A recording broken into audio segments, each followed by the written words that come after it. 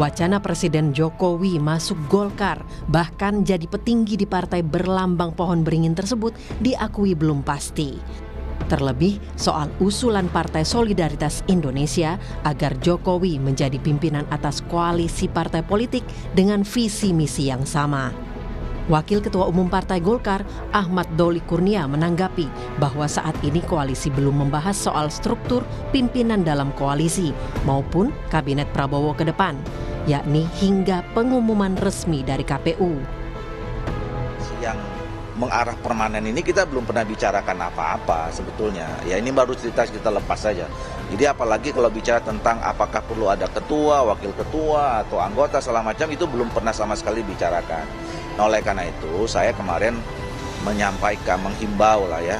Kita kan semua lagi fokus menunggu sampai tanggal 20 Maret nih ya rekapitulasi resmi dari KPU. Namun jika berkaca dari pernyataan sang ketua umum, seolah karpet merah sudah terbentang untuk Jokowi. Erlangga Hartarto menyebut Jokowi sudah rapat dan nyaman dengan Golkar. Pak Jokowi dan Partai Golkar memang sudah rapat, Pak. Jadi karena sudah rapat, sudah beriringan, lihat saja iklan-iklan Partai Golkar bersama Pak Jokowi, sehingga tentu itu menunjukkan bahwa kedekatan Pak Jokowi dan kenyamanan Pak Jokowi dengan Partai Golkar. Sebelumnya, dalam wawancara kepada Kompas.com, Partai Solidaritas Indonesia PSI menyebut usulannya agar Presiden Jokowi berada di atas semua partai politik, termasuk sebagai ketua koalisi partai-partai yang sevisi. Jadi kan kemarin ini Ketua Dewan Pembina PSI sempat ngasih ide itu, yang saya pikir ide bagus juga. Pak Jokowi mungkin bisa menjadi ketua dari koalisi partai-partai, semacam barisan nasional, partai-partai mau melanjutkan atau punya visi yang sama ya menuju Indonesia emas gitu. Ya, Pak Jokowi bisa ada di situ sebagai pemersatu. Bicara PSI dan Golkar, Jokowi memang punya kedekatan dengan kedua parpol ini. Dari Partai Golkar, jadi parpol pertama yang mengusung putra sulungnya Gibran Raka Buming Raka menjadi cawapres. Sedangkan PSI dinahkodai putra bungsunya Kaisang Pangarep. Presiden Jokowi memang tidak memegang parpol secara formal. Apakah bisa serta-merta menjadi ketua koalisi parpol pengusung Prabowo Gibran? Kita tunggu saja. Tim Liputan, Kompas TV, Jakarta.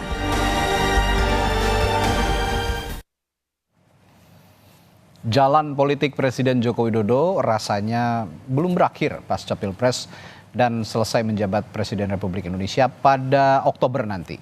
Usulan ketua koalisi partai politik besar hingga isu menjadi ketua umum Partai Golkar makin mencuat. Ada pula anggapan nama Jokowi ini terus dihadirkan di kancah politik nasional agar parpol-parpol bisa mendapatkan efek ekor jas untuk mendulang suara di pilkada serentak pada November mendatang. Lalu benarkah demikian? Apa dampaknya bagi perjalanan demokrasi dan politik nasional? Kami bahas pagi hari ini bersama Wakil Ketua Umum Partai Golkar Ahmad Doli Kurnia, ada juga politisi senior PDI Perjuangan Andreas Hugo Parera, politisi Partai Keadilan Sejahtera PKS Pipin Sopian, dan pengamat politik sekaligus Direktur Eksekutif LSI Jayadi Hanan. Selamat pagi Bapak-Bapak. Selamat pagi, Assalamualaikum. Waalaikumsalam warahmatullahi wabarakatuh. Pagi semuanya. Saya ke Bung Doli dulu. Ini melihat usulannya PSI tadi Bung Doli juga sudah berkomentar di berita pengantar ya. Ini masih kabar-kabar selentingan di internal koalisi. Tapi Golkar sendiri bagaimana menanggapi usulan ini, Kang Doli? Usulan tentang soal Ketua koalisi itu tadi. Oke. Ya, pertama begini, sebetulnya mungkin ya bisa jadi apa yang disampaikan oleh Grace itu karena respons ya, mendengar apa perbincangan lepas sebetulnya di pimpinan Koalisi Indonesia Maju bahwa sebaiknya untuk menghadapi agenda-agenda politik ke depan ya, termasuk 5 tahun ini kan membutuhkan suasana situasi yang favorable ya untuk melaksanakan program-program yang cukup banyak turunan dari visi yang disampaikan oleh Pak Prabowo dan Pak Gibran kemarin gitu. Nah, jadi dibutuhkan stabilitas politik. Nah, oleh karena itu, kalau memang bisa dirawat ya kerjasama politik yang selama ini sudah terjadi pada saat di Pilpres dengan bentuk namanya Koalisi Indonesia Maju, itu akan lebih bagus. Nah, apalagi dalam waktu dekat ini kan kita menghadapi pilkada ya, walaupun mungkin konfigurasi pemetaan kerjasama politik di Pilpres itu belum tentu bisa konkuren sama dengan di pilkada, karena ada faktor-faktor local wisdom dan segala macam seperti itu. Nah, mungkin itu dasar pemikirannya. Nah, kalau soal bentuknya seperti apa, sebetulnya belum pernah ada dibicarakan sama sekali ya. Apakah itu menjadi organisasi formal, kemudian ada format ketuanya, wakil ketua yang segala macam itu, saya kira belum pernah. Makanya saya menyampaikan, ini kan kita semua sedang fokus nih kan, menunggu penghitungan resmi rekapitulasi pasangan oleh KPRI. Ya kalau misalnya mau bicara lebih konkret, lebih jauh tentang bangunan kerjasama permanen atau tidak, ya sebaiknya setelah kita tahu semua ini posisi kita masing. Golkar dapat berapa kursi, ya kan, kemudian di Koalisi Indonesia Maju berapa kursi, kalaupun kemudian ada membangun kerjasama dengan di luar Koalisi Indonesia Maju berapa dan apa visi yang terbangun sama-sama. Jadi, nah itu yang pertama. Yang kedua sebenarnya kalau bicara tentang koalisi besar atau tadi disebutkan Barisan Nasional, ya, terus Pak Jokowi yang memimpin, ini dalam rentang waktu kapan mau dibangun gitu ya. Kalau sekarang misalnya kalau dari sekarang sampai Oktober, tanggal 20 Oktober ya, pimpinan politik itu ya, pimpinan politik kalau tadi disebutkan misalnya ini untuk mengkonsolidasikan berbagai kekuatan politik gitu ya, pemimpin politik kita kan masih Pak Jokowi sampai saat ini. Dan itu tidak akan berubah. Tapi kalau setelah tanggal 20 Oktober, ya tentu situasinya mungkin akan berbeda karena kita sudah punya presiden yang baru nanti.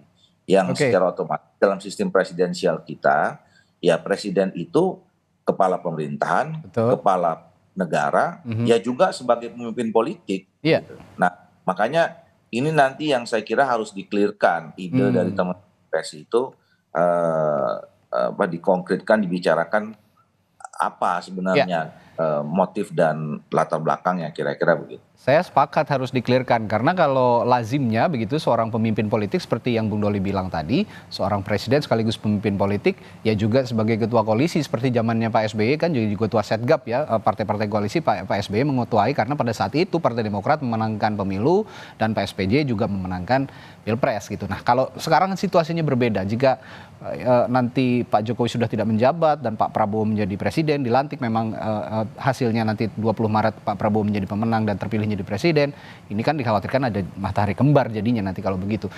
Saya ke Bung Andreas juga. Bung Andreas, ini apalagi menurut Anda fenomenal Jokowi diusulkan PSI jadi pimpinan partai koalisi, dan setahu saya juga Pak Jokowi sampai sekarang belum pernah mengembalikan KTA PDI Perjuangan. Bagaimana Anda melihat ini, Bung Andreas? Mohon maaf, masih di mute, Bung Andreas.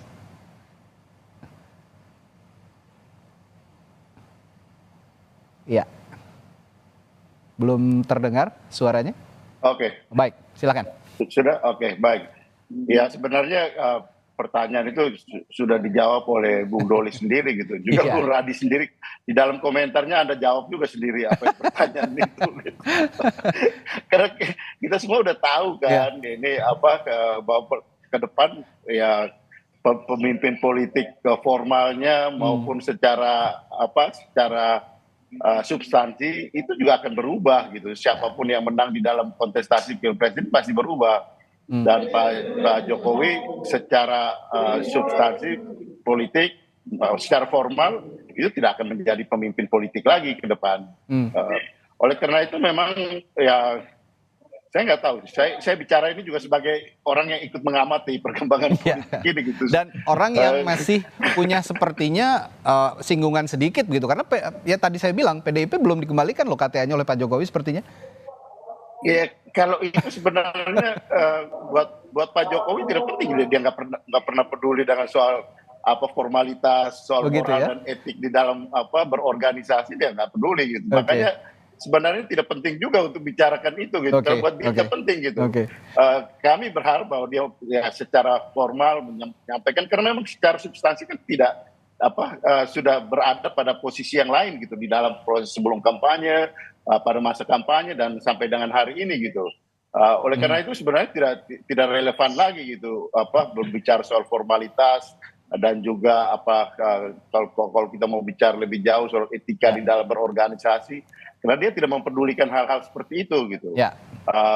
Tapi ya kalau kembali pada soal soal itu tadi gitu, soal pemimpin koalisi yang diusulkan, kalau saya sih melihat ini ya ini bagian jilid berikut dari upaya cawe-cawe yang dilakukan supaya tetap bisa eksis dalam dunia politik. Iya. Nah, ya kurang lebih seperti itu gitu. Jadi, kalau ya ini maksud Anda tidak ingin kehilangan power gitu ya? Gitu. Takut kehilangan power gitu ya, Bang Andreas?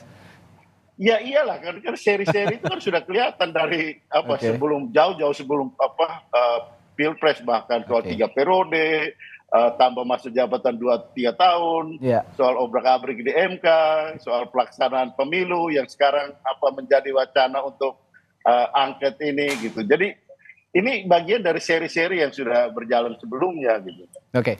Ya, berbicara soal koalisi ke Bung Pipin, koalisi oposisi begitu ya di 5 tahun ke depan setelah nanti penetapan pemilu 2024, penetapan suaranya.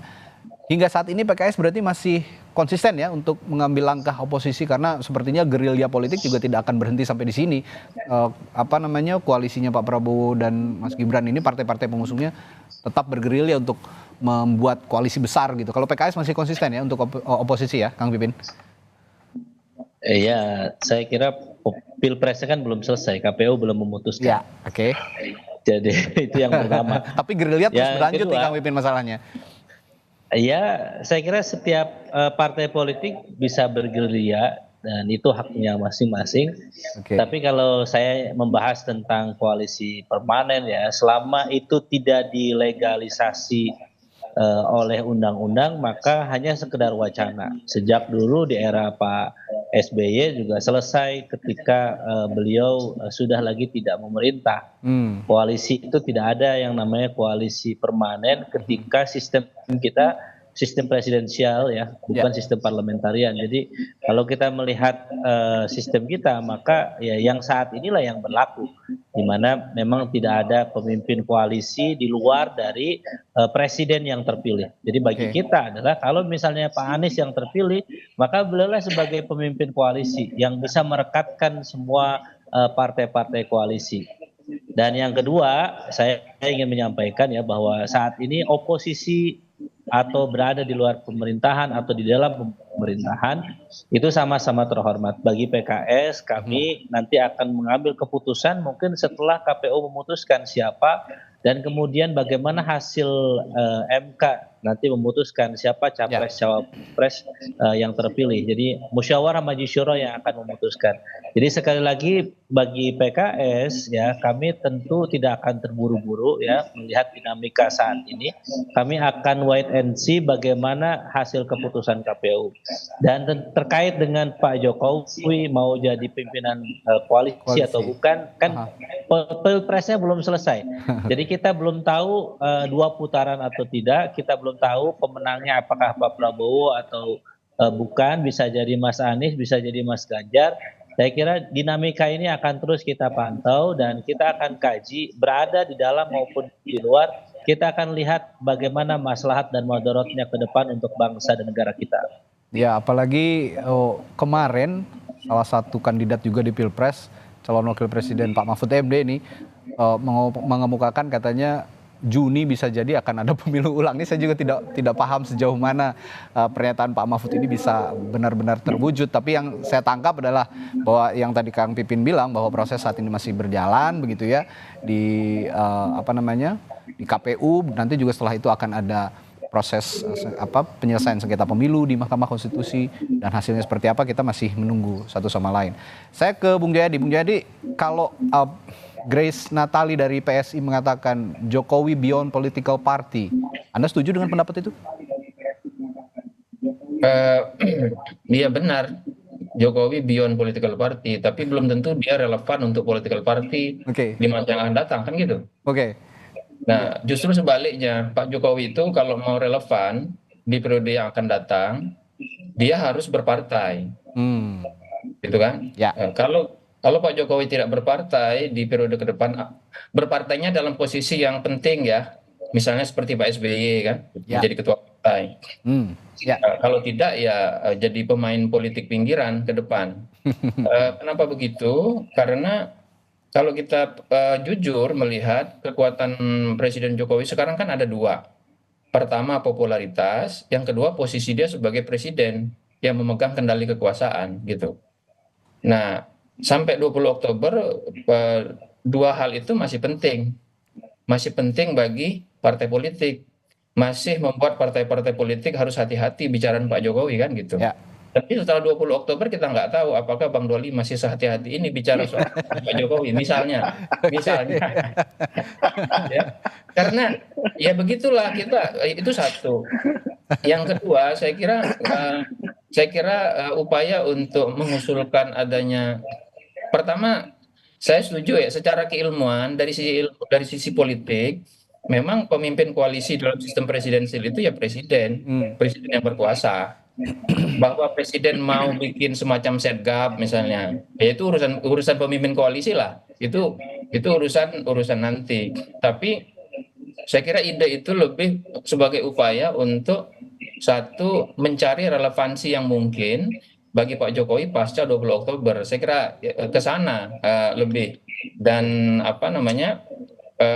untuk itu Presiden Jokowi bersama timnya sedang mengupayakan agar di 6 bulan atau 7 bulan terakhir ini memberikan saham sebanyak mungkin kepada calon pemimpin yang akan berkuasa nanti, diperkirakan Prabowo Subianto, supaya dia tetap relevan gitu. Nah, yang kedua saya kira memang tampaknya ada semacam ketakutan ya atau kekhawatiran kalau bukan Pak Jokowi yang mimpin nanti negara kita nggak selamat kira-kira gitu.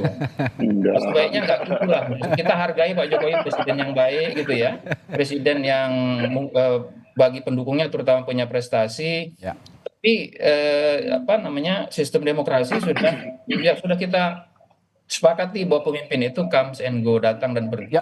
Jangan khawatir dengan pergantian pemimpin yang baru. Mari percaya dengan pemimpin yang baru. Jangan mengkultus individukan pemimpin yang lama. Kita harus menghormati pemimpin yang lama, iya gitu. Jadi percayakanlah proses demokrasi ini dengan yang sudah berjalan gitu.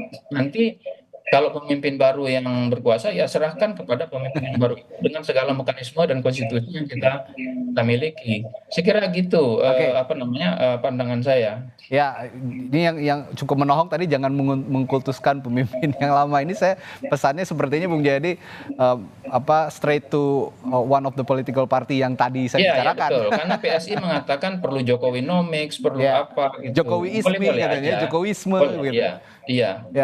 Jokowisme bukan Jokowinomics. Kalau Jokowinomics oke ya. Tapi Jokowisme segala macam mengkultuskan itu cenderung mengkultuskan gitu. Itu harus kita kurangi ke depan gitu. Sepakat, saya juga melihat semua pemimpin ini, presiden di negara ini punya sumbangsi yang positif untuk negara ini tentunya, termasuk Pak Jokowi juga. Tapi ya untuk mengkultuskan kita tidak boleh anti dengan pergantian pemimpin tentunya. Nah, saya balik ke Bung Doli. Bung Doli, kalau bicara tadi investasi politik yang sedang ditanamkan oleh Presiden Joko Widodo dengan partai-partai koalisinya termasuk Pak Prabowo Subianto dan Gibran Rakabuming, ya notabene anaknya sendiri begitu ya. Kalau saya melihat ini selain sekarang beredar isu akan dicomot oleh Partai Golkar begitu ya, jadi ketua umum apalagi akan ikut Munas, lalu juga jadi ketua koalisi oleh Partai Solidaritas Indonesia yang diusulkan kemarin. Satu lagi adalah soal pilkada. Penyelenggaraan pilkada ini banyak sekali membawa anggota keluarga Pak Jokowi sendiri. Ada kemarin yang paling terakhir menantunya Erina Gudono akan dicalonkan di Pilkada Sleman, lalu juga Kaisang Pangarep akan dipasangkan sepertinya di Pilkada DKI, Jawa Tengah, dan Kota Solo. Mungkin ini masih baca-baca begitu. Nah, sebelumnya juga sudah ada Bobi Nasution, sudah ada anaknya sendiri yang sekarang jadi calon wakil presiden. Nah, ini upaya-upaya ini Partai Golkar melihat apakah memang satu investasi politik juga yang akan dikelola oleh koalisi termasuk Partai Golkar untuk Pak Jokowi? Iya, saya kira memang kita juga harus meluruskan ya situasi yang terjadi makin kesini ini kan seakan-akan Pak Jokowi ini di pojok-pojokan ya.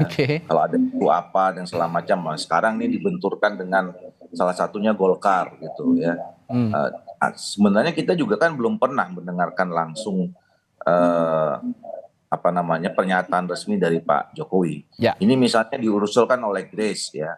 Apakah memang itu Pak Jokowi berkenan? Belum tentu juga, kan kira-kira begitu ya.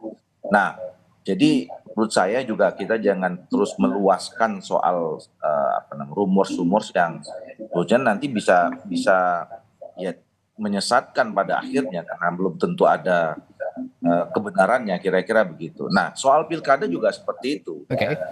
Dalam pilkada ini kan sebetulnya masing-masing partai politik juga punya mekanisme sendiri. Intinya adalah setiap event politik, ya, setiap kompetisi politik, pasti partai politik, semua partai politik ingin memenangkan event politik itu. Dan mereka menyusun strateginya masing-masing berdasarkan mekanisme yang ada di dalam internal yang kemudian menjadi kedaulatan otoritas partai politik. Walaupun ya di dalam kontestasi pilpres maupun pilkada sesuai dengan aturan dan peraturan perundangan, ya kalau nggak cukup sendirian itu bisa bergabung dengan partai politik yang lain. Nah, makanya saya kira kalau menghadapi pilkada itu kan ada dua sebetulnya. Ya. Pertama dilihat pada figurnya, ya, ketokohan dari orang yang mau kita calonkan. Apakah memang cukup punya elektabilitas, punya popularitas atau tidak. Nah, yang kedua networking yang dibangun, ya, baik itu oleh si tokohnya ataupun partai politik yang mendukungnya atau gabungan partai politik yang mendukungnya.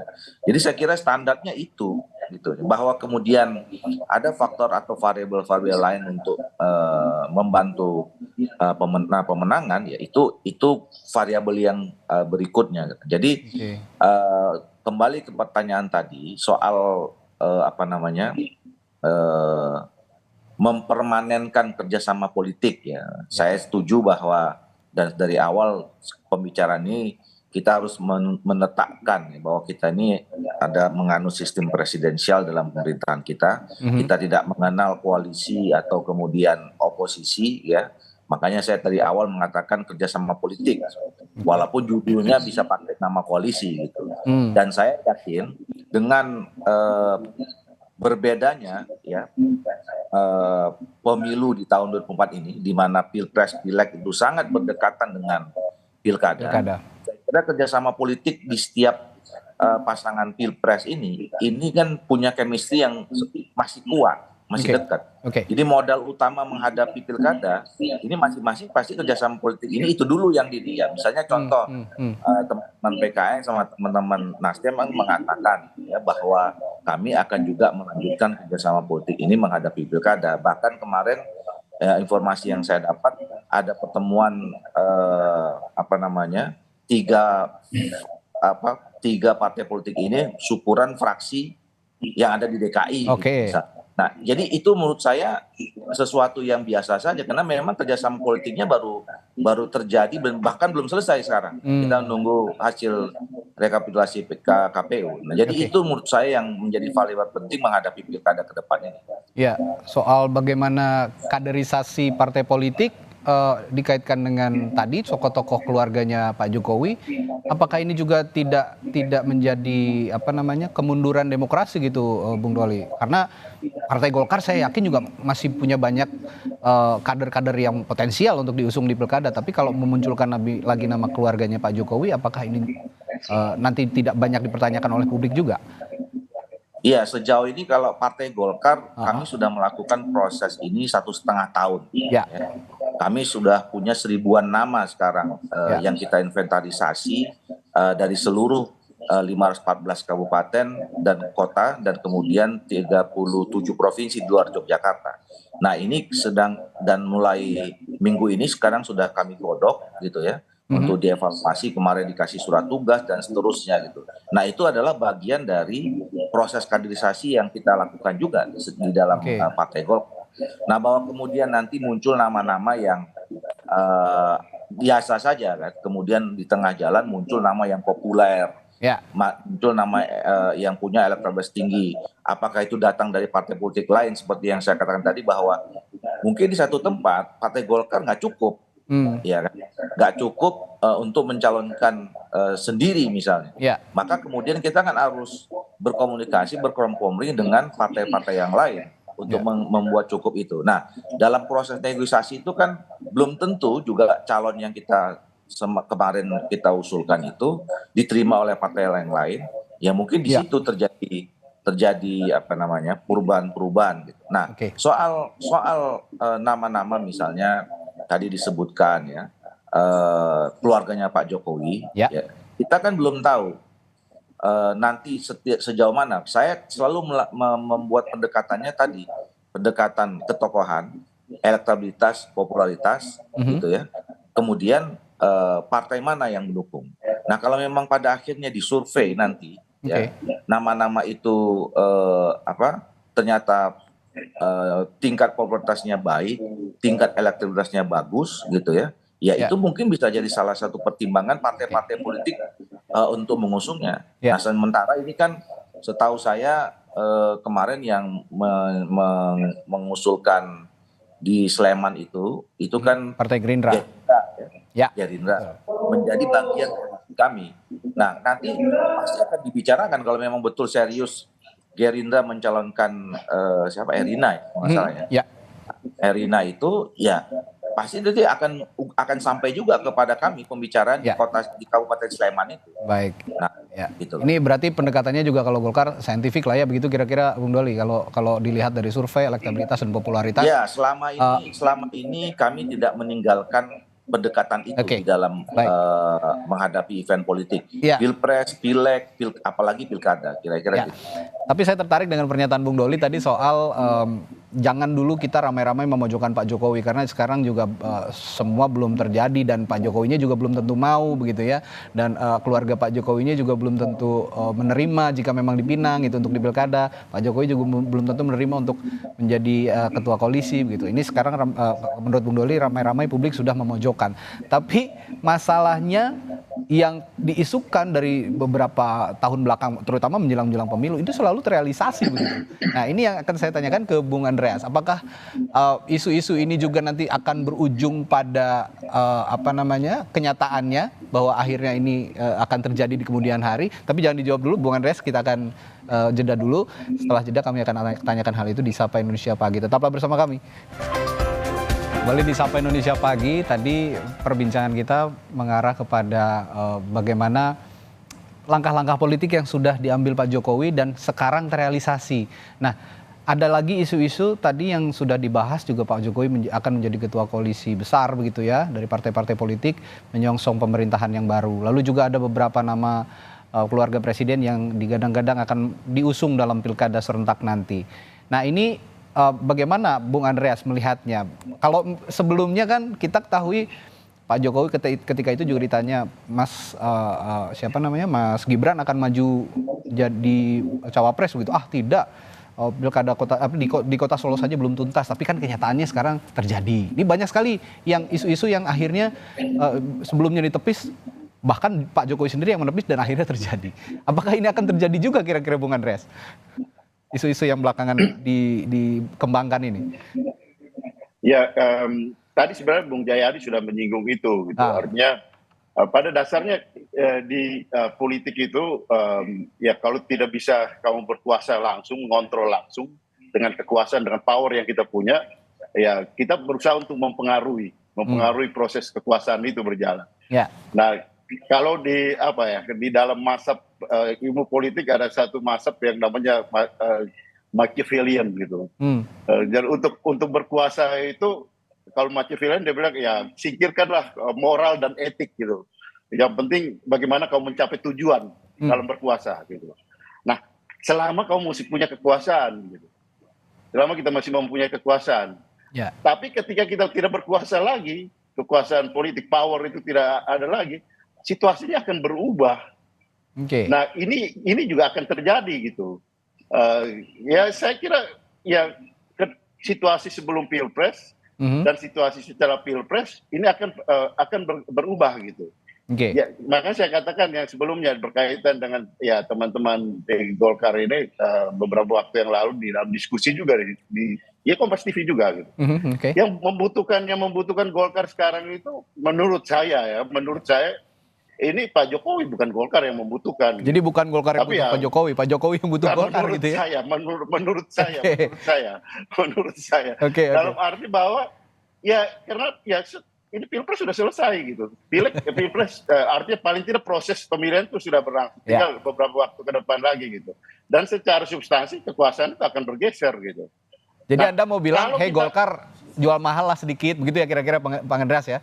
Enggak, itu wilayahnya Golkar, itu wilayahnya Golkar, wilayah teman-teman Golkar. Artinya, ya tentu mereka punya aturan main, mereka kan sudah dijelaskan juga gitu kan. Oleh teman-teman di Golkar bahwa ada aturan main, Pak JK sendiri sudah menyampaikan itu gitu kan. Jadi pasti itu akan berubah secara teoritisnya akan bergeser gitu. Apalagi nanti setelah Oktober nanti pasti perubahan itu akan terjadi gitu. Tadi kan Bung Jayadi juga sudah menyinggung itu. Nah kalau misalnya kita tidak berkuasa lagi, kalau mau menginvestasi ya memberikan pengaruh ya di dalam kekuasaan. Kalau tidak bisa berkuasa secara langsung, memberikan pengaruh terhadap kekuasaan. Ya. Nah, menurut saya investasilah pada moral dan etik. Sehingga dengan demikian orang melihat, oh ini ini pemimpin yang berkuasa dan pernah berkuasa dan dia memberikan investasi politik yang baik. Kalau tidak, pasti situasi akan berubah, pasti akan bergeser. Sehingga nah, ini menurut saya, menurut saya dan dalam pengalaman perjalanan sejarah politik, raja yang baik dan kemudian dia tidak berkuasa lagi. Setelah dia tidak berkuasa kan orang masih mendengar gitu. Tapi kalau raja yang lalu, siapa yang mau mendengar dia? Jadi moral dan etik ini menjadi langkah yang paripurna untuk melepas kekuasaan dan jabatan, begitulah kira-kira ya, Bung Andreas. Tapi kalau melihat Pilkada, tadi saya sudah menyinggung juga kepada Bung Doli soal Pilkada. Saya tanyakan ke Anda di internal PDI Perjuangan. Strategi PDI Perjuangan menghadapi Pilkada tanpa Pak Jokowi, bagaimana kira-kira? Dari dulu juga kita tidak mengandalkan Pak Jokowi. Gitu ya? Artinya partai itu punya mesin partai. Dan kalau kita bicara tadi seperti yang Bung Doli sampaikan, soal kerjasama antar partai itu sudah dari dulu gitu. Kita sering berkomunikasi dengan teman-teman di Golkar, teman-teman di partai yang lain juga dengan teman-teman di PKS juga ada beberapa wilayah yang di mana bisa jadi ada kerjasama di bawah gitu. Kenapa? Karena peta politik nasional dengan peta politik di daerah itu tidak selalu linear gitu. Karena di daerah banyak daerah juga yang mempunyai isu dan kepentingan politik yang berbeda secara nasional. Tidak bisa kita paksakan. Kalau dipaksakan lo akan kalah. Karena peta politik itu tidak selalu linear. Sehingga kita harus meneropong peta politik lokal gitu. Bagaimana kondisi dan situasi di sana. Sehingga pendekatan juga tetap pendekatan saintifik untuk melihat semua partai. Saya kira kebanyakan partai sekarang melakukan itu gitu. Untuk kemudian ya dengan demikian kita bisa berkontestasi secara elegan untuk bisa memenangkan pilkada-pilkada tersebut. Dengan kata lain PDI Perjuangan ini nggak pansos sama Pak Jokowi gitu kira-kira ya Bung Andreas ya. Jadi nggak tergantung oleh Pak Jokowi. Kalau meskipun tidak ada Pak Jokowi sejak dulu juga tetap masih ada bersama Pak Jokowi. Mesin partai bekerja sendiri gitu, nggak pansos gitu mesin partai ya. Kan lihat di pemilu sekarang juga kan. Baik, Bung Pipin. Bahkan mau dikurang-kurangin Mas Radhi. Mau dikurang-kurangin kan tetap aja sekarang ini masih paling tinggi. Baik. Bung Pipin, PKS saya melihat juga punya potensi yang besar untuk menghadapi pilkada. Saya kalau melihat skala nasional PKS masih 50-50 begitu ya untuk menjadi mempunyai kekuasaan secara nasional. Tapi untuk di pilkada, saya yakin kader-kader PKS ini militan dan banyak memenangkan sekali pilkada.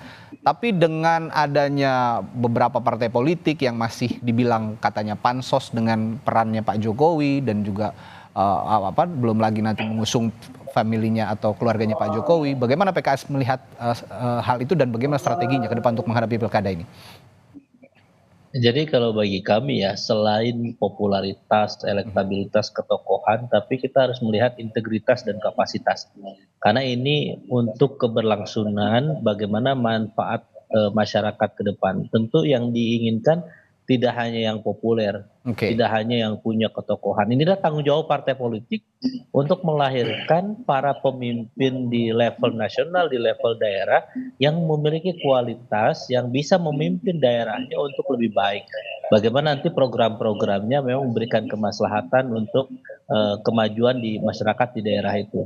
Jadi bagi kami ini PR bagi kita ya. Kalau misalnya pilihannya ini karena garis keturunan ya, karena nepotisme, ini yang sebetulnya kita khawatirkan ke depan. Makanya bagi kami tentu di masing-masing daerah itu kita akan melihat dari sisi integritas, kapasitas, dan juga elektabilitas. Jadi dan itu akan terus kita pantau ya. Dan memang saya setuju dengan Bang Andreas, dengan Bang Doli bahwa chemistry di bawah ini tidak sama dengan yang di atas. Terkadang di atas misalnya koalisinya dengan siapa, di bawah bisa berkoalisi di antara oposisi dan pro koalisi misalnya. Jadi bagi kami inilah kita saling menghargai ya, yang kami sebut sebagai demokrasi proporsionalitas. Siapa yang mayoritas di situ, siapa yang punya integritas, kapasitas dan elektabilitas, maka kecenderungan partai-partai akan mendukung. Jadi pada hakikatnya elit partai politik di level nasional memang harus menghargai pilihan politik elit politik di tingkat daerah. Itulah yang selalu kami sampaikan bagi PKS, tidak ujuk-ujuk serta-merta calon itu datang ke pusat gitu untuk meminta dukungan dari pimpinan partai di level pusat, tetapi kami juga menghargai masukan, kami menghargai aspirasi dari elit politik, dari pimpinan partai di level daerah, dan juga para kader-kader di akar rumput. Jadi kalau kalau bicara pemetaan, Kang Pipin, di PKS sendiri sudah punya peta politik tertentu sekarang kan sudah terlihat ya, sudah mulai terlihat begitu daerah-daerah potensial yang suara PKS ini maksimal, termasuk di DKI Jakarta saya lihat juga sepertinya jadi pemenang di pileg begitu ya. Nah, beberapa daerah mana saja yang kira-kira potensial untuk PKS mengusung di pilkada dengan maksimal gitu? Ya, saya kira pemilu ini memetakan ya kepada kita bahwa masing-masing partai punya basis sosialnya masing-masing, punya basis suaranya masing-masing. Misalnya PKS kuat di Jawa Barat, di DKI Jakarta, di Sumbar, kemudian di NTB, dan saat ini juga mulai di beberapa daerah Jawa Tengah, Jawa Timur juga sudah mulai muncul. Nah, bagi kami memang persiapan pilkada ini bukan setelah pileg, tetapi sebelum pileg juga sudah kami lakukan.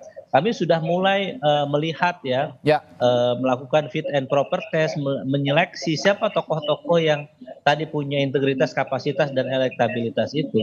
Jadi dan hasil pileg ya, kami tentu akan melihat apa kontribusi kemarin para tokoh-tokoh itu ketika di pileg. Apakah memang ada dukungan secara khusus, misalnya support dan sebagainya terhadap proses yang kemarin, sehingga nanti investasinya jangka panjang. Nah, jadi saat ini yang kami lihat ya, hasil pileg ini tentu menjadi bahan untuk nanti bagaimana koalisi. Ya, kami harus akui ya bahwa DKI, Jawa Barat Sumbar, ini menjadi lumbung suara kita, dan kemudian banyak kader-kader, tokoh-tokoh PKS yang berpotensi untuk dimajukan di basis sosial PKS. Iya, tadi Kang Pipin menyinggung popularitas, elektabilitas, lalu juga kapasitas. Tapi menurut saya yang penting juga isi tas. Saya akan tanyakan ke Bung Jayadi nih. Bung Jayadi, kalau ngomongin 3 variabel tadi ditambah isi tas, apakah saat ini fenomena keluarga Jokowi banyak yang mengusung begitu ya, memunculkan nama-namanya di sejumlah pilkada di daerah. Apakah ini faktor isitas juga? Karena Pak Jokowi masih punya power loh sekarang. Ya. Ya, memang itu salah satu saya kira yang paling tidak dipertimbangkan atau diperkirakan ya. Karena biasanya yang dicalonkan itu adalah orang yang populer atau dia punya jaringan kekuasaan, termasuk jaringan sosial, atau dia punya kekuatan pendanaan atau logistik yang kuat. Ya. Yang paling bagus tiga-tiganya punya gitu. Atau biasanya dikeroyok tuh, adanya di dananya, ada yang membantu dari segi kekuasaan, ada yang lalu dikaitkan dengan orang yang populer. Memang tiga itu kalau kita perhatikan yang terus terjadi. Nah, yang menarik kalau di Indonesia adalah kalau kita punya kekuasaan, dua yang lain bisa diusahakan. Oke. Ya kan? Kalau berkuasa, maka popularitas bisa diusahakan. Kalau waktunya masih cukup, pendanaan juga bisa diusahakan, kan gitu. Oke. Apalagi untuk pilkada yang mungkin pendanaan yang diperlukan kan tidak sebesar kalau ikut pilpres misalnya ya. Jadi itu mungkin itu juga yang membuat posisi Pak Jokowi masih menarik sekarang. Karena beliau seperti saya bilang tadi sampai 20 Oktober masih memegang jabatan sebagai presiden. Artinya dialah masih pengendali kekuasaan dan kebijakan publik di Indonesia. Masih kan? Ya. Nah, karena memang pilkadanya sementara dijadwalkan 27 November kan? Tapi kan waktu 6 bulan, 7 bulan ke depan itu penting gitu. Itu satu. Yang kedua, jangan lupa bahwa di antara pemimpin-pemimpin daerah yang ada sekarang, 514 kabupaten kota plus 37 provinsi itu, ada sekitar 270 pemimpin yang ditunjuk langsung oleh pemerintah pusat. Artinya dia berada langsung di bawah kekuasaan presiden sampai dengan mereka mengundurkan diri nanti kalau dia nyalon kan gitu. Nah, saya perhatikan banyak di antara penjabat ya, istilahnya penjabat tampaknya juga akan maju. Akan maju, ada kemungkinan maju cukup banyak perkiraan dan itu mungkin bagi mereka untuk maju untuk meningkatkan popularitas itu sekaligus mereka di kekuasaan tapi dan juga bisa mengumpulkan pendanaan kan gitu. Artinya efek ekor jasnya Pak Jokowi di pilkada serentak ini masih akan tampak begitu ya Bung Jayadi kira-kira? Bukan efek ekor jas, saya kira itu persoalan hubungannya dengan konsolidasi kekuasaan. Baik. Itu lebih ke situ sih, lebih akses kepada kekuasaan, akses kepada pendanaan. Jadi bukan efek ekor jasnya. Kalau efek ekor jas, seperti kata tiga orang seperti kata Bang Doli, Kang Pipin, sama Bang Andreas, pilkada itu sangat berbasis lokal politik. Gitu. Dan punya basis sendiri. Dan saya kira kita harus menghargai lokal politik itu karena atas dasar adanya lokal politik itulah kita punya kebijakan otonomi daerah kan gitu. Jadi saya khawatir ada jangan sampai kita punya semangat penyeragaman gitu. Seolah-olah kalau kepala daerahnya beda, sedikit beda partai lalu dianggap tidak lagi NKRI gitu, atau tidak lagi jalan dengan pemerintah. Kan ada undang-undang yang mengatur hubungan itu. Gubernur dari partai beda, tapi undang-undang yang mengatur hubungan antara gubernur sama presiden kan sama. Misalnya undang-undang nomor berapa 23 tahun 2014 kan, undang-undang tentang pemerintahan daerah kan masih sama. Bahwa pemerintah pusat tetap sampai batas tertentu menjadi atasan dari pemerintah daerah melalui Kementerian Dalam Negeri kan itu tetap berlaku walaupun gubernurnya beda-beda. Jadi menurut saya sebaiknya aspek-aspek lokal dari politik kita itu tetap dihargai. Meskipun sekarang ini sejumlah kalangan juga menganggap bahwa upaya memunculkan nama keluarga Jokowi di pilkada ini sebagai bentuk upaya ekspansi dinastinya Pak Jokowi gitu di kemudian hari. Tapi ya ini kita asumsikan bersama sebagai proses politik kan juga begitu yang berjalan. Upaya yang Anda bilang. Baik. Ada contohnya. Ya. Untuk pilkada ini memang tadi kita simpulkan bersama, kita duduk bersama pada saat ini, pagi hari ini sepakat bahwa konstelasi politiknya akan berbeda. Di daerah akan berbeda dengan di pusat dan kita juga harus sama-sama menghargai apa yang sedang berlangsung proses politik yang di daerah untuk menjelang pilkada. Tapi partai politik atau pilkada jangan hanya berorientasi pada menang kalah kita harapkan untuk pilkada ini. Sebagai pendidikan politik, kaderisasi partai politik juga penting untuk memunculkan figur-figur baru di pilkada serentak pada November 2024 nanti. Baik, menarik sekali perbincangan kita pagi hari ini. Terima kasih telah berbagi perspektifnya, Bung Ahmad Doli Kurnia dari Partai Golkar, Bung Andreas Parera dari PDI Perjuangan, lalu Bung Pipin dari PKS, dan Bung Jayadi Hanan dari LSI. Terima kasih banyak telah berbagi perspektif sekali lagi. Selamat pagi, sehat selalu Bapak-Bapak. Terima kasih. Assalamualaikum.